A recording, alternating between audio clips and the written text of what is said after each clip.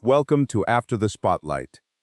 The Waltons gave television one rugged mountain, one packed farmhouse, and a final goodnight that still feels like home over 50 years later. Behind that signature warmth stood young actors who grew up before millions of eyes, veterans finding defining roles late in life, and beloved stars whose sudden losses shook the series forever.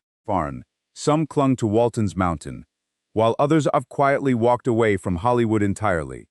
Let's look closer. Today, we remember the cast, the paths they fought to follow, and what remained after the farmhouse lights went dark. Mary Beth McDonough was only 11 when she played Erin Walton, the quiet daughter searching for her own confidence and love, and an identity of her own. McDonough made Erin's deep uncertainty feel incredibly gentle rather than weak, making her private disappointments and hopes deeply relatable. After the show, she kept acting while turning to writing and speaking about health, body image, and the harsh pressures growing up in the spotlight. Today she is 65. Erin shows us that finding yourself does not always mean leaving home. It starts by learning to value yourself right where you are. Eric Scott was 14 when he played Ben Walton, the restless middle son, determined to prove he deserved real recognition inside a massive family. Scott gave Ben pride, impatience, and driving ambition, while letting heavy responsibility slowly anchor the character without completely changing who he was. Once the show ended, Scott walked away from full-time acting to build a quiet business career, though he stayed connected to fans through reunions. Today, he is 67. Ben represents the journey of youthful confidence, discovering that real strength begins when ambition embraces responsibility. Judy Norton was 14 when she played Mary Ellen Walton, fiercely determined daughter who outright refused to accept the limited future expected of women back then. Norton beautifully transformed Mary Ellen's stubbornness into real purpose, as the character chased medicine, marriage, and adulthood through love and painful, devastating loss. After the show ended, Norton kept working as an actress, director, writer, singer, and stage performer, staying deeply connected to her loyal audience. Today, she is 68. Mary Ellen remains a sharp portrait of ambition turning into service, and a deep courage strengthened by compassion rather than weakened by it. David W. Harper was just 11 when he played Jim Bob Walton, quiet dreamer whose mind constantly drifted toward loud engines, airplanes, and the vast world beyond their mountain. Harper gave Jim Bob loneliness, endless curiosity, and a quiet determination that always surfaced whenever his family needed him most. When the series wrapped, Harper walked away from Hollywood, choosing a completely private life outside show business, making only a few rare appearances connected to the show. Today, he is 64. Jim Bob remains the boy staring at the sky, while staying emotionally anchored to the home that taught him to dream. Earl Hamner Jr. was 49 when his legendary voice became the narrator, fighting every painful memory, hardship, and final goodnight with deep, quiet tenderness. Pulling from his own childhood, Hamner made Walton's Mountain feel less like a television set and more like a home locked in memory. Beyond this show, he was a brilliant novelist, screenwriter, and television creator who even gave us Falcon Crest. Hamner passed away in 2016 at age 92. That narration endures because Hamner made memory itself feel alive, warm enough to bring back an entire family, fragile enough to remind us that childhood never truly returns. Ralph Waite, 44, when he played John Walton Sr., the gritty, hard-working father, whose love showed through constant labor and sacrifice, fierce refusal to let poverty divide his family. Waite gave John raw moral strength without making perfect, letting pride, anger, and uncertainty live right beside deep devotion. After the show, Waite continued a long, successful career in television, film, and theater, landing unforgettable late-career roles in NCIS and Bones. He passed away in 2014 at age 85. Fawn is a picture of fatherhood, built on quiet endurance and daily acts of love. Joe Conley was 44 when he portrayed Ike Godsey, Form, the gentle storekeeper whose counter became the social hub of Walton's Mountain Farm. Conley brought a gentle awkwardness and understated humor to Ike. Farman, he had the warmth of a man who knew everyone's secrets but never judged. Off-screen, Conley made a name for himself in real estate. Form, but Ike remained the character most deeply tied to his legacy. Passed away in 2013 at 85 after battling dementia. Fans, Ike is still that friendly face behind the counter, remembering every name and caring more than he ever let on. Farn, Michael Learned was 33 when she brought Olivia Walton to life. Farman, she was the mother whose faith held them together through years of hardship. Learned showed Olivia's raw exhaustion, her anger and fear, making her grit feel real, not just perfect. The role won her multiple Emmy Awards, paving the way for a stellar career across theater, movies, and television after the show. True strength. Today, in 2026, she is 87. Olivia stays an icon because Learned showed that love is a daily choice. It is demanding, vulnerable, and essential. Then, Ellen Corby was 61 when she played Esther Walton, the fierce grandmother whose sharp tongue hid her deep devotion. Fawn. Corby balanced tough love with deep tenderness, showing affection through correction and discipline. He loved through hard work and presence. Then, a stroke hit in 1976. 4. Corby coming back to the show became one of the most moving stories of real-life resilience. Farn. She passed away in 1999 at the age of 87. Grandma Walton remains powerful because Corby made survival feel so personal. Will Geer was 70 when he played Zebulon Walton, the playful grandfather, whose stories and booming laughter, passion for the land filled the house with life. Geer kept Zeb mischievous yet wise, blending joy with old memories. Together, off-screen, Geer lived a massive life in theater and political activism, even surviving the 1950s blacklist. He died in 1978-76. Grandpa Walton remains absolutely unforgettable because Geer made old age feel rebellious, warm, and alive with wonder. 21. Richard Thomas played John Boy Walton, Fawn, the sensitive, aspiring writer whose personal journals gave the show its literary soul. Fawn. Thomas made John's ambition feel incredibly real, capturing the ache of loving home while knowing he had to leave it behind. The standout role earned Thomas an Emmy, leading to a stellar career across movies, Broadway, and shows like The Americans. Today, in 2026, he is 75. John Boy reminds us that the greatest stories often begin in tiny rooms, born from hard lives and massive dreams.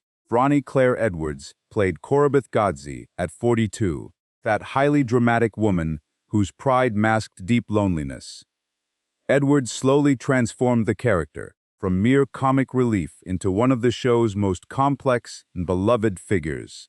Away from the cameras, Edwards was an artist, writer, and historian with a deep passion for perspective. He passed away in 2016 at 83.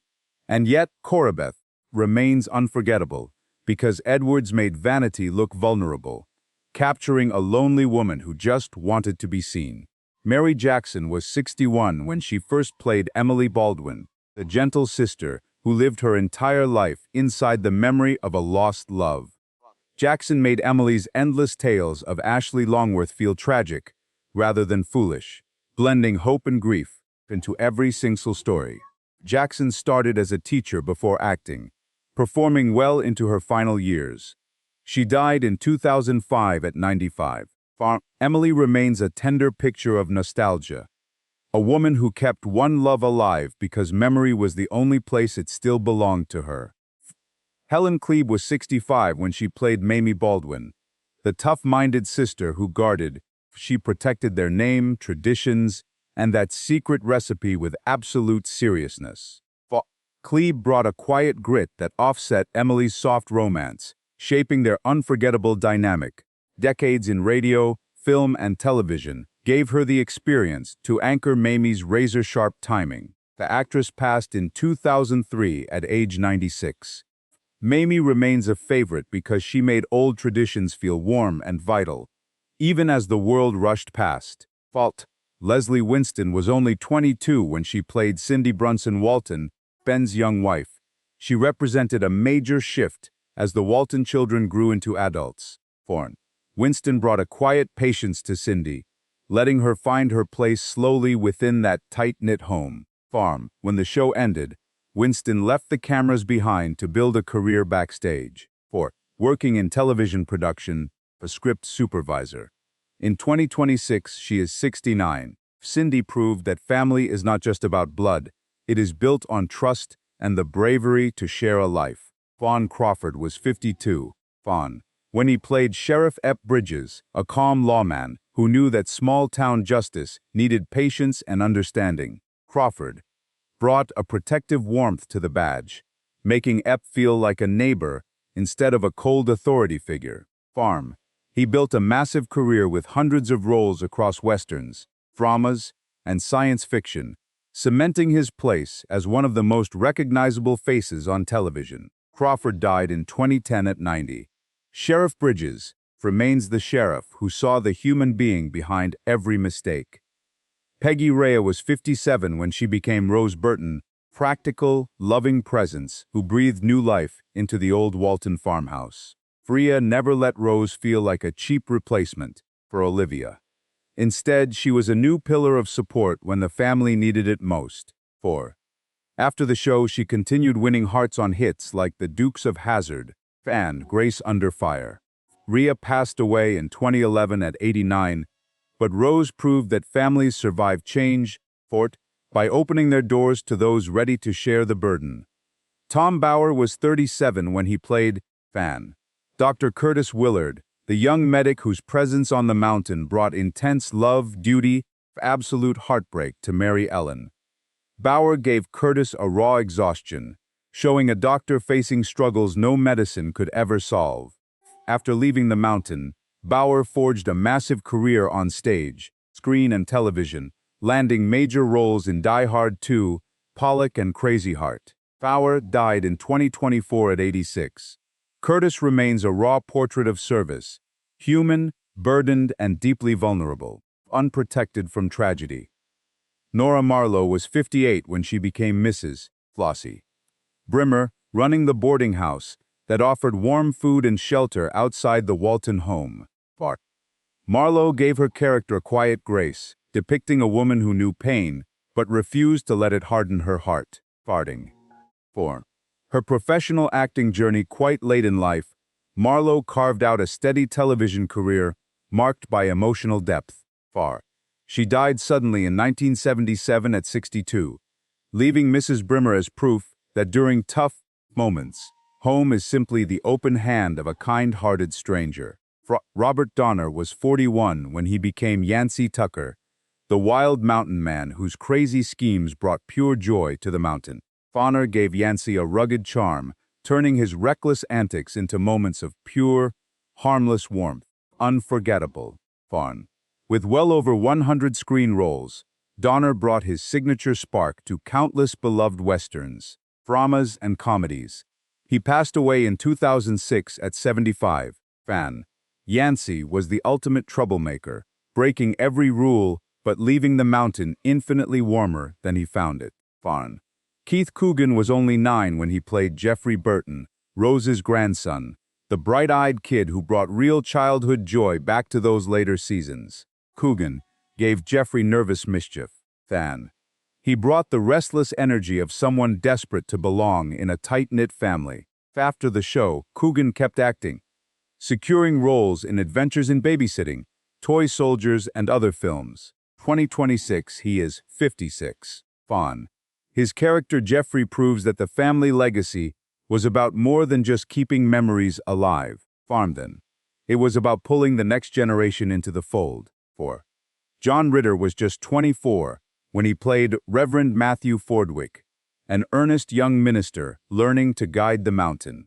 Ritter gave Fordwick kindness mixed with uncertainty. He made faith feel deeply personal, approachable, and driven by compassion instead of judgment. After the show, Ritter became a massive comedy star in Three's Company, before taking on powerful, dramatic roles. He died suddenly in 2003 at 54. Reverend Fordwick showed us Ritter's rare gift to make goodness feel vulnerable, funny, and entirely human. 5. Lynn Hamilton was 43 when she played Verdi Grant Foster. Fawn. She brought heavy dignity and historical truth to the mountain, fueling Verdi with intelligence and warmth. Far. The character's deep personal history allowed the show to tackle race and education. She showed resilience without ever becoming a mere moral lesson. Later, Hamilton found fame through Sanford and Son, building a massive career across stage, film, and television. She passed away in 2025, at 95 years old. Verdi remains crucial. Hamilton made history personal and kept nostalgia honest, giving voice to those once ignored. John Walmsley was 16 when he played Jason Walton, the gentle musical son who comforted his family. As a gifted player, Jason's songs felt natural, expressing deep dreams he could never put into words. After the series form, Walmsley worked as a session musician, singer, and songwriter, while returning for the emotional reunion specials. 2026, he is 70. Jason remains the soundtrack of hope inside a home that simply refused to give up. Fawn. Cammy Cotler was only 7 when she played Elizabeth Walton, the youngest child keeping innocence alive. She survived years of poverty and doubt. Cotler gave Elizabeth a sweet, natural warmth. Fan. This let audiences watch her slowly understand the family's brutal struggles without losing her pure heart. After the show, Cotler mostly left acting and dedicated her life to education, working as a teacher and advocate for better learning. 2026, she is 61. Elizabeth remains the bright voice of childhood, the small presence keeping hope alive inside that quiet farmhouse during its darkest days. That old farmhouse might be silent now, but every final goodnight still echoes with the music, fights, stories, and love of those who lived there. While some cast members chose quiet lives away from Hollywood, many of these beloved stars have passed on. Yet, Walton's Mountain still offers comfort whenever the screen lights up again. Thanks for joining us here to remember the beautiful lives behind the memories, long after that final goodnight.